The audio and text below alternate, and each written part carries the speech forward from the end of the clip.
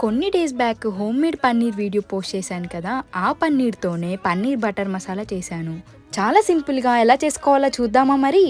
ఒక ప్యాన్లో butter add చేసుకొని పన్నీర్ క్యూబ్స్ని యాడ్ చేయండి. పన్నీర్ క్యూబ్స్ ఫ్రై అయిన తర్వాత పక్కన పెట్టేసుకోండి. నెక్స్ట్ అదే ప్యాన్లో కొంచెం బటర్ యాడ్ చేసుకొని ఆనియన్, చిల్లీస్ అండ్ గార్లిక్ గ్లోవ్స్ని సాట్ చేసుకోండి. 10 మినిట్స్ తర్వాత ముందుగానే కట్ చేసుకున్న టొమాటో పీసెస్ని కూడా వేసుకొని ఇవన్నీ మెత్తగా అయ్యే వరకు సాట్ చేసుకోండి. తర్వాత ఒక మిక్సీ జార్లోకి వేసుకొని చల్లారిన తర్వాత స్మూత్ ప్యూరీ లాగా చేసుకొని పక్కన పెట్టేసుకోండి.